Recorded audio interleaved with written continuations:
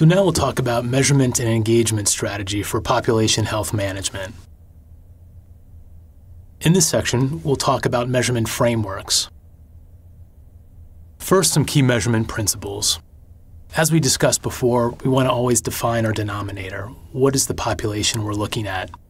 We want to be able to track data over time, and we want to distinguish outcome and process measures. Also, population versus specific project measures. We also want to identify and use benchmarks.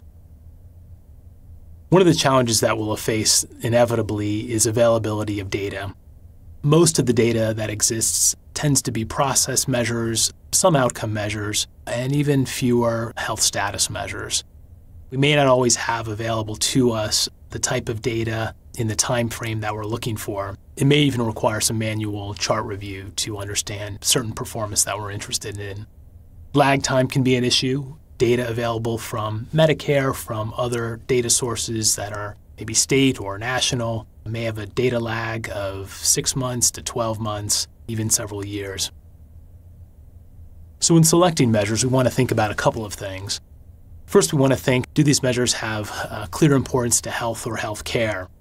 Are these valid, meaningful for our stakeholders? Is there reliable data available, or how could we get that?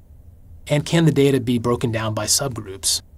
We'll probably want to be able to analyze differences by geography, by socioeconomic status, and/or by age. So there are a couple of population health management related measurement frameworks already out there that can help us. So the first is the Institute of Medicine Measurement Framework.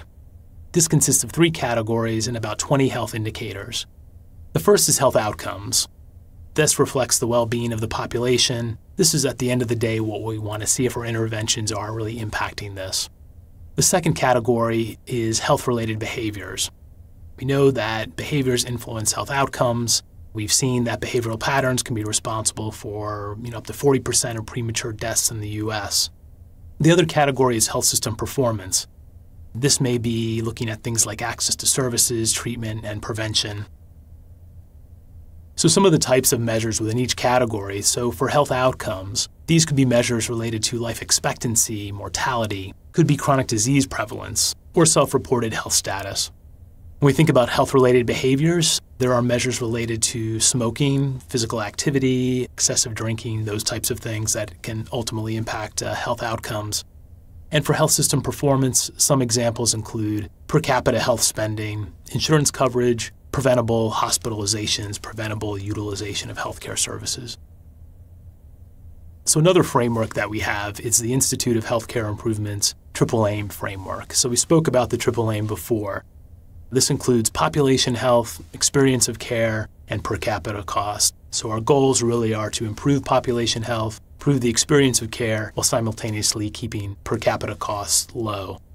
So some of the measures for population health, these can be health outcomes, so mortality, functional status, life expectancy, or measures related to disease burden, so incidence, prevalence of the major chronic conditions. Also includes behavioral, psychosocial factors, so smoking, alcohol consumption, diet, blood pressure, body mass index. The other main category is experience of care. So this is typically measured through patient surveys.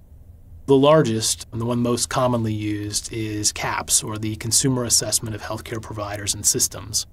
Included in experience of care are the Institute of Medicine's 6 aims. So Institute of Medicine defines care as ideally being safe, effective, efficient, timely, patient-centered, and equitable. And the final category is per capita cost, often measured as total cost of care per member per month, also in terms of hospital or ED utilization rates and costs associated with that.